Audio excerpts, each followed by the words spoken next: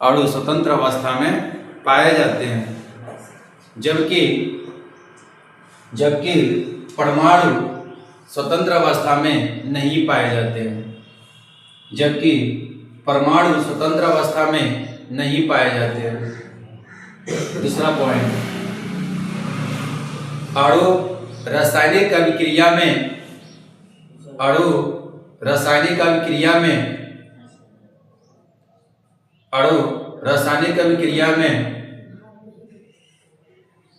भाग नहीं लेते हैं। अणु रासायनिक अभिक्रिया में भाग नहीं लेते हैं। अणु रासायनिक अभिक्रिया में भाग नहीं लेते हैं। जबकि परमाणु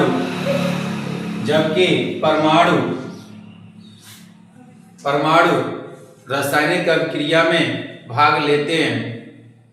जबकि परमाणु रासायनिक अभिक्रिया में भाग लेते हैं। रासायनिक अभिक्रिया में भाग लेते हैं। तीसरा, अणु रासायनिक अभिक्रिया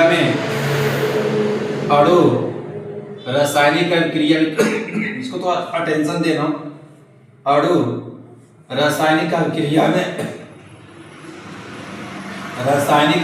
में प्राय मतलब अक्सर परमाणु में विभाजित हो जाते हैं। परमाणु में विभाजित होते हैं। लिसन, मान लीजिए वैसे तो अणु जो है, लिसन बेटा, वैसे अणु जो है कि आपका जब भी आपका परमाणु रासायनिक अभिक्रिया में भाग लेगा तो पहले क्या करेगा, अपने आप को परमाणु में तोड़ेगा, अलग अलग होगा पहले।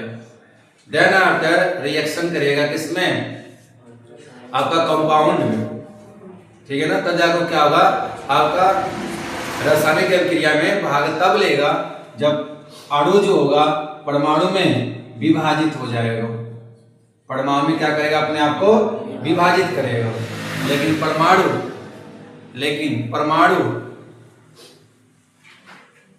लेकिन परमाणु रासायनिक अभिक्रिया में विभाजित नहीं होते हैं, क्योंकि परमाणु ही क्या है, किसी तत्व का मूल इकाई कण है। लेकिन परमाणु रासायनिक अभिक्रिया में विभाजित नहीं होता है। चौथा पॉइंट, अणु किसी तत्व ब्रैकेट में पदार्थ, अणु किसी तत्व ब्रैकेट में पदार्थ, अणु किसी तत्व ब्रैकेट में पदार्थ का सूक्ष्मतम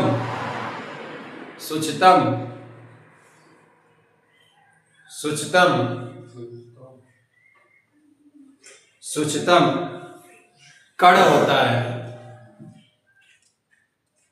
अणु किसी पदार्थ का सूक्ष्मतम कण होता है जो स्थायी रूप से पाया जाता है।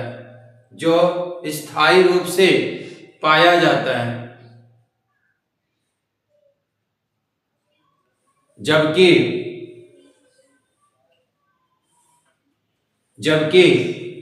परमाणु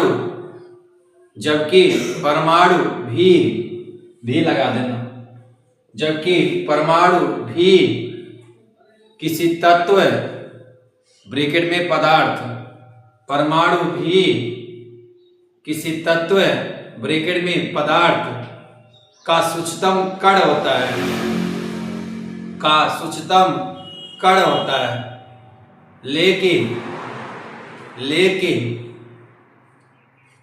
लेकिन स्वतंत्र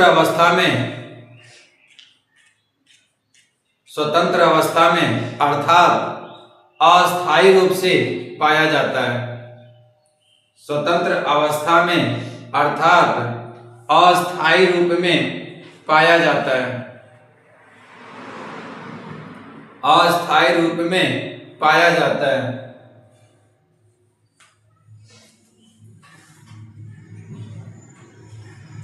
चलिए, अणु और परमाणु में कोई अंतर है?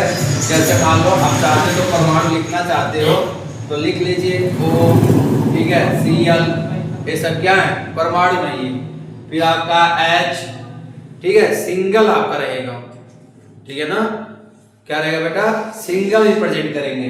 लेकिन अणु में क्या होगा? H2, O2, H2, ठीक है ना, H2O, ये भी क्या है? अणु है। अच्छा, O2, H2, H2O, इन तीनों में अंतर क्या है? ये दोनों समान है, मतलब एक जैसे परमाणु है कि नहीं? अगर एक जैसे परमाणु मिलकर अणु बनाते हैं तो बेटा उसे हम लोग क्या बोलते हैं? सम परमाणु बोलते हैं। क्या बोलते हैं उसको? सम परमाणु बोलते हैं। मतलब आपका होमोटोनिक, क्या बोलेंगे इंग्लिश में? होमोटोनिक मॉलिक्यूल। होमोटोनिक मॉलिक्यूल हुआ अणु होते हैं जिसमें समान परमाणु सहयोग करते हैं। जिसमें क्या करते हैं बेटा? समान परमाणु अगर सहयोग करके अणु बनाते हैं तो उस अणु को हम क्या बोलेंगे? सम परमाणु बोलेंगे। जाहिर सी बात है, सम मतलब क्या? बराबर, और अणु बनती किससे है बेटा? परमाणु से, ठीक है। अगर समान परमाणु मिलकर अणु बनाते हैं तो उनको हम क्या बोलेंगे? सम परमाणु अणु बोलेंगे। क्लियर? अगर अलग अलग परमाणु संयोग करके अणु बनाते हैं, जैसे H2O, जैसे हाइड्रोजन है और ऑक्सीजन है, ऑक्सीजन के परमाणु और हाइड्रोजन के परमाणु मिलकर क्या बना दिए? H2O। H2O क्या हो जाएगा? अणु हो जाएगा, जल का अणु, है ना। तो आपका अलग अलग परमाणु मिलकर बनाए हैं आपका अणु, तो इसे हम क्या बोलेंगे? विषम परमाणु। क्या बोलेंगे? विषम परमाणु का अणु बोलेंगे। क्या बोलेंगे? विषम परमाणु का अणु बोलेंगे। जैसे NaCl, जैसे NaCl, H2O, NH3। NH3 क्या है बेटा? अमोनिया। NH3 क्या है? अमोनिया। अगर यहीं पे NH4 कर देंगे तो अमोनियम हो जाएगा। ये अमोनिया और ये क्या हो जाएगा? अमोनियम हो जाएगा। तो अभी यहाँ पे क्लियर हुआ कि अणु आपके दो प्रकार के होते हैं, एक सम परमाणु होते हैं और एक विषम परमाणु होते हैं। सम परमाणु में आपका एक जैसे परमाणु होंगे, आपका विषम परमाणु में आपका अलग अलग परमाणु होंगे। क्लियर?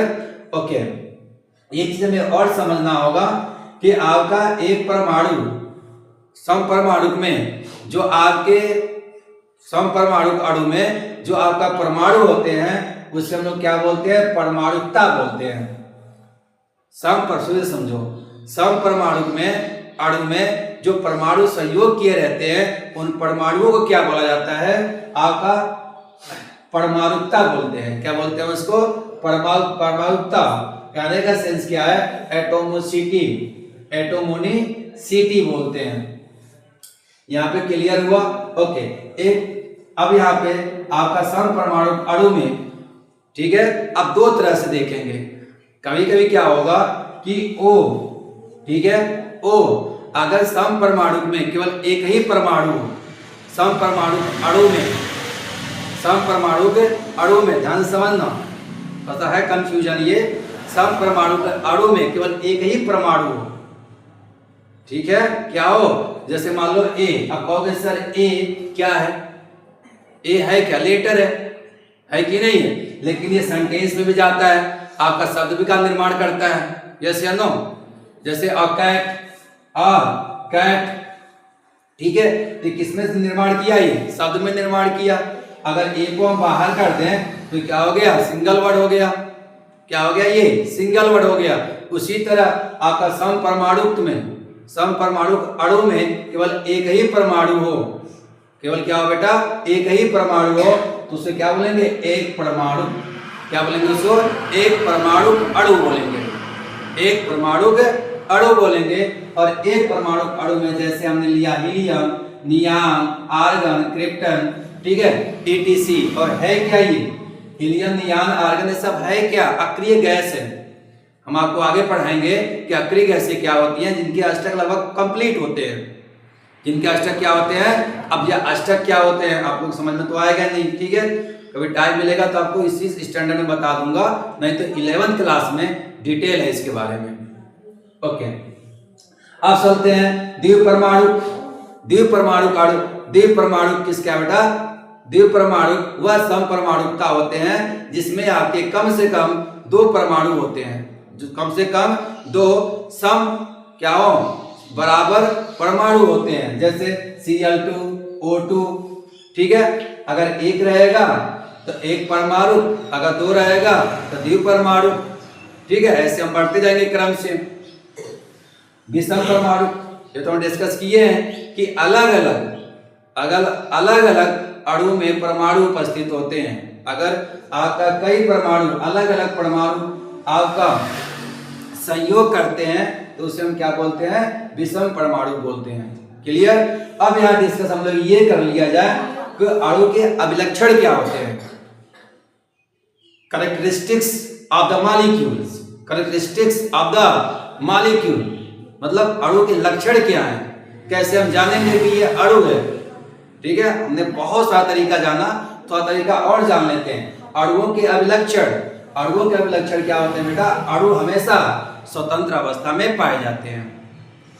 अणु क्या होते हैं? हमेशा स्वतंत्र अवस्था में पाए जाते हैं। यदि आपका एक अणु और एक परमाणु को हम छोड़ दे, ठीक है, तो अणु क्या होगा? कहीं जाकर बैठ जाएगा, लेकिन परमाणु जो होगा वो घूमता रहेगा। क्या होगा? वो घूमता रहेगा जब तक उसे कोई दूसरा अणु या परमाणु ना मिल जाए। ठीक है, और मिलते ही वो क्या कर लेगा? संयोग करके अपने आप को भी अस्थाई, मतलब वो अणु अब परमाणु नहीं रह गया, अब क्या हो गया? संयोग कर लिया तो अणु हो गया वो। क्लियर हो गया? तो कह रहा है कि अणु हमेशा स्वतंत्र अवस्था में पाए जाते हैं। ये उसके पहली अभिलक्षण है उसका। अणु हमेशा क्या होते हैं? स्वतंत्र अवस्था में पाई जाती है, बंधन में नहीं रहते हैं ये। और अणु के निर्माण, और जो अणुओं का निर्माण होता है, जैसे हम बार बार कहते हैं ना, अणु का परिभाषा हम कई तरह से दे सकते हैं। जैसे कई अणुओं से मिलकर ठीक है, जब आपस में परमाणु मिलते हैं, जब आपस में परमाणु मिलते हैं तो क्या बनता है? अणु बनता है। आपस में जब 2 या 2 से अधिक परमाणु संयोग करते हैं तो क्या बनता है बेटा? अणु बनता है। तो अणुओं का निर्माण जो होता है परस्पर परमाणुओं के संयोग से होता है। परमाणुओं के संयोग से होता है। पहला अभिलक्षण क्या देखा हमने? अणु हमेशा स्वतंत्र अवस्था में पाए जाएंगे और अणु हमेशा परमाणुओं के संयोग से बनता है। क्या बनता है बेटा? परमाणुओं के संयोग से बनता है। अब अणुओं के प्रकार हमने 2 देखा है, समपरमाणुक अणु और दूसरा विषम परमाणुक अणु। ठीक है, अगर समान परमाणु संयोग करेंगे तो समपरमाणुक, अगर अलग अलग परमाणु संयोग करेंगे तो आपका विषम परमाणु। ठीक है, यहाँ तक डाउट क्लियर हो गया? Na प्लस या Na प्लस या Pa+2 Ca+2 ये आता कहाँ से है क्या? ठीक है, इसी को हम क्या बोलते हैं? आयन बोलते हैं। मतलब जो H है, ठीक है, अपने एक इलेक्ट्रॉन को त्याग दिया। मतलब क्या? आपका जैसे आपका हाइड्रोजन, ठीक है, एक इलेक्ट्रॉन होता है और एक प्रोटॉन होता है। कहने का सेंस क्या है? किसी भी परमाणु या अणु में, दोनों का बात करेंगे, क्योंकि परमाणु में तो क्या है? एक समपरमाणुक है, एक समपरमाणुक अणु है, इसलिए हम दोनों की बातें कर रहे हैं। परमाणु या अणु में इलेक्ट्रॉनों की संख्या और प्रोटॉनों की संख्या बराबर होती है। इलेक्ट्रॉनों की संख्या और प्रोटॉनों की संख्या, क्योंकि हम जानते हैं कि परमाणु इलेक्ट्रॉन, प्रोटॉन और न्यूट्रॉन से मिलकर बना होता है। जो आपका न्यूट्रॉन होता है ये उदासीन होता है, उससे कोई फर्क नहीं पड़ता है। पड़ता किससे है? इलेक्ट्रॉन और प्रोटॉन से। इलेक्ट्रॉनों की संख्या, प्रोटॉनों की संख्या जिस परमाणु में बराबर होती है वह परमाणु क्या होता है बेटा? विद्युत उदासीन होता है। क्या होता है? विद्युत उदासीन होता है, उसमें आपका करंट फ्लो नहीं होगा।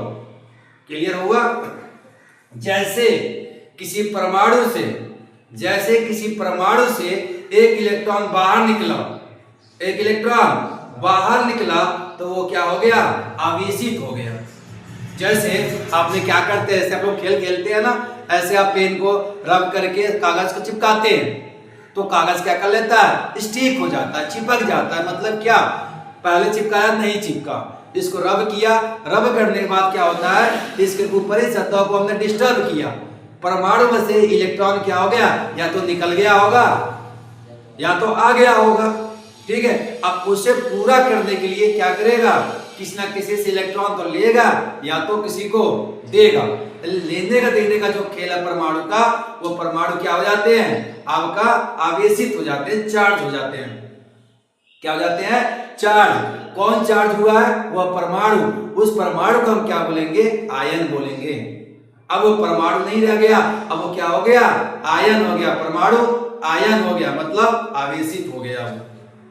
ठीक है, यदि आपका इलेक्ट्रॉन को त्यागा है, यदि इलेक्ट्रॉन को निकाला है तो आपका धन आयन, यदि इलेक्ट्रॉन को निकाला है तो क्या बनेगा बेटा, वो धन आवेशित आयन बन जाएगा। जैसे आप किसी को पैसा दे रखे हैं तो अब क्या हो गए, धनी हो गए। अब क्या हो गए, धनी हो गए। मतलब क्या, वो आपका धन आवेशित हो गया। इलेक्ट्रॉन की बात है, इलेक्ट्रॉन निकाला हुआ है तो वह परमाणु क्या हो जाएगा, धन आयन हो जाएगा, या उसको क्या बोलेंगे, धन आयन। क्या बोलेंगे, धन आयन, या इंग्लिश में केटायन। क्या हो जाएगा, केटायन। जैसे यहाँ पे हाइड्रोजन हमने लिया, हाइड्रोजन ने क्या किया, ये माइनस लिया बेटा हमने। ठीक है, मतलब इसने इलेक्ट्रॉन को निकाल दिया, इसने इलेक्ट्रॉन को माइनस कर दिया, मतलब इलेक्ट्रॉन को निकाला है। कितने इलेक्ट्रॉन निकाला है बेटा, एक इलेक्ट्रॉन निकाला है, तो एक इलेक्ट्रॉन का ये धनी हो गया, मतलब ये एक इलेक्ट्रॉन का धनावेशित हो गया या धन आयन हो गया। क्लियर। चलिए, आपका सोडियम ने एक इलेक्ट्रॉन निकाला तो इसको भी आवेशित कितना हुआ, +1। कितना हुआ, +1। फिर आपका Fe 2 इलेक्ट्रॉन निकाल दिया, Fe 2 इलेक्ट्रॉन निकाला तो क्या हो गया, ये दो इलेक्ट्रॉन का धनी हो गया। मतलब इसके आवेश कितना हो गए, 2 +2।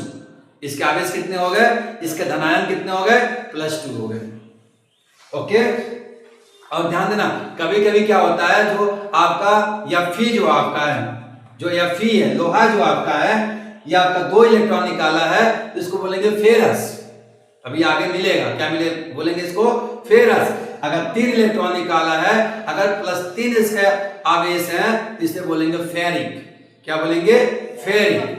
फेरस में आपका +2, Fe +2, और फेरिक में क्या होगा, आपका Fe +3 आवेश हो जाएंगे उस पे। अब देखिए आपका कैल्शियम, कैल्शियम में 2 इलेक्ट्रॉन निकाला, 2 इलेक्ट्रॉन का धनायन ये भी हो गया। अब बात करते हैं किसका, रेड आयन का। किसकी हम बात करते हैं, रेड आयन का। अगर इलेक्ट्रॉन को त्यागा है तो धन आयन, और जो त्यागा है, अगर उस इलेक्ट्रॉन को कोई परमाणु या अणु ग्रहण किया है, ले रखा है, जैसे आपका खुशी ने आपका सलोनी को पैसे दिया तो खुशी क्या है, धन आयन, मतलब धनी हो गई, और सलोनी क्या हो गई, रेड हो गई, मतलब करेंसी में चली गई। तो मतलब क्या, माइनस। एग्जांपल दे रहा हूं बस, क्या हो गया, माइनस। मतलब यदि कोई परमाणु किसी से इलेक्ट्रॉन लेता है या किसी परमाणु से ग्रहण करता है तो क्या हो गया, वो रेडी हो गया, मतलब चार्ज जो होगा वो माइनस दिखाएंगे। तो क्लोरीन क्या करता है, एक इलेक्ट्रॉन किसी दूसरे परमाणु से लेता है। ठीक है, तो उसका आयन कितना हो जाएगा, -1। या आपका सल्फर गंधक जो आपका है, 2 इलेक्ट्रॉन ले रखा है तो इसकी सुलभता क्या हो जाएगी, -2। आपका नाइट्रोजन आपका 3 इलेक्ट्रॉन ले रखा है तो कितना हो जाएगा, -3। जब इलेक्ट्रॉन ग्रहण करेगा तो उसे क्या बोलेंगे, वह परमाणु क्या हो जाता है, ऋण आवेशित हो जाता है। अगर कोई परमाणु, ठीक है ना, किसी से इलेक्ट्रॉन ले रखा है, ग्रहण कर रखा है, तो वो आपका परमाणु क्या कहलाएगा, ऋण आवेशित कहलाएगा। ठीक है, क्या कहलाएगा, ऋण आवेशित आयन या ऋण आयन या एन आयन बोलते हैं, एन आयन। इंग्लिश में क्या बोलेंगे, एन आयन बोलेंगे। क्लियर। चलिए फिर से समझते हैं। अगर किसी भी परमाणु या अणु में प्रोटॉनों की संख्या सॉरी इलेक्ट्रॉनों की संख्या और प्रोटॉनों की संख्या बराबर होती है तो वो परमाणु या अणु क्या होते हैं बेटा, विद्युत उदासीन होते हैं। और जैसे ही उसमें से उस परमाणु में से इलेक्ट्रॉन त्याग देता है या इलेक्ट्रॉन ग्रहण करता है तो वो परमाणु, वही परमाणु जो विद्युत उदासीन था, अब वही परमाणु क्या होता है, आयन कहलाता है। यदि आपका इलेक्ट्रॉन को त्यागा है तो धन आयन, अगर इलेक्ट्रॉन को ग्रहण किया है तो ऋण आयन। इसमें किसी को डाउट है? ठीक, बस यहां दिखाएंगे हम। प्लस है मतलब इलेक्ट्रॉन निकला है, माइनस है तो इलेक्ट्रॉन लिया है, प्लस किया है, ठीक है ना। इस पे आपका चार्ज चेंज नहीं होगा, हमेशा ये माइनस में। क्यों? क्योंकि आपका प्रोटॉन तो बीच में होता है, प्रोटॉन बीच में होता है। आपका आवेशित या ऋण आवेशित, धन आवेशित कैसे होते हैं बेटा? जो आपके बाहरी कोश में जो इलेक्ट्रॉन्स होते हैं इनके निकलने से होता है या आने से होता है, ठीक है ना। और क्या हो गया था, प्लस हो गया था, क्योंकि यहाँ पे चार्ज क्या है, प्लस आवेशित, धन आवेशित। तो इलेक्ट्रॉन को निकाला है, यहाँ पे क्या करेंगे, माइनस करेंगे। ये भी क्या आपका प्लस था ना, इसको भी क्या करेंगे, माइनस, क्योंकि इलेक्ट्रॉन को निकाला है। हाइड्रोजन क्लोराइड का सूत्र, सल यौगिक के कुछ सूत्र। हाइड्रोजन क्लोराइड HCl,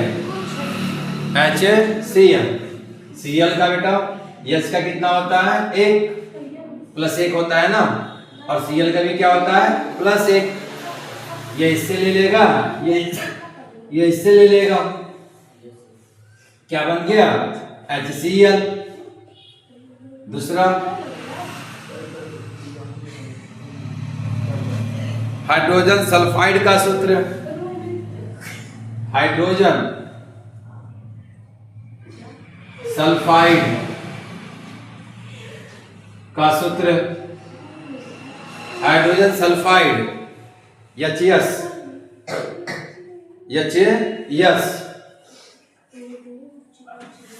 H का कितना होता है, 1, और सल्फाइड कितना होता है, 2, ठीक है। तो ये H इससे लेगा, H इससे लेगा, तो क्या बनाएंगे बेटा, ये H2S, क्या बन जाएगा, H2S।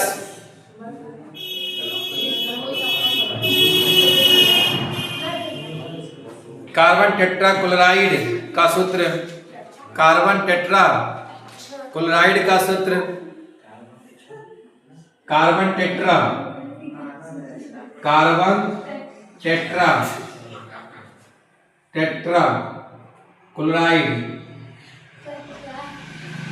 क्लोराइड का सूत्र।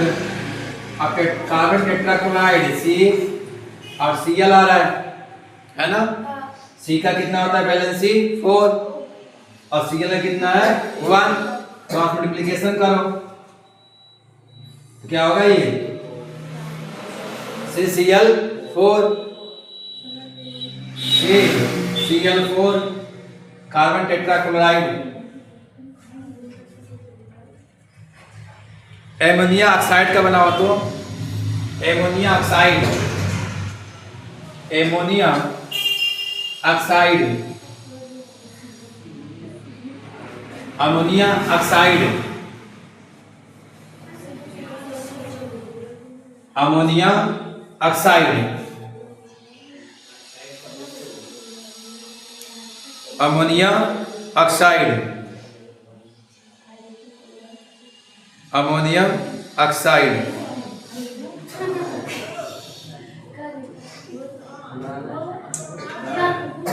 Al और O, Al का कितना होता है जी, 3, ऑक्साइड का कितना है, 2। हाँ,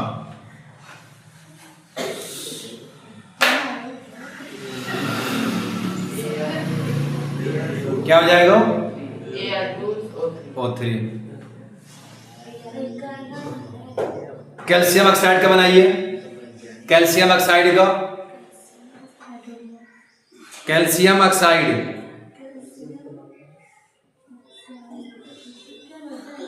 कैल्शियम ऑक्साइड,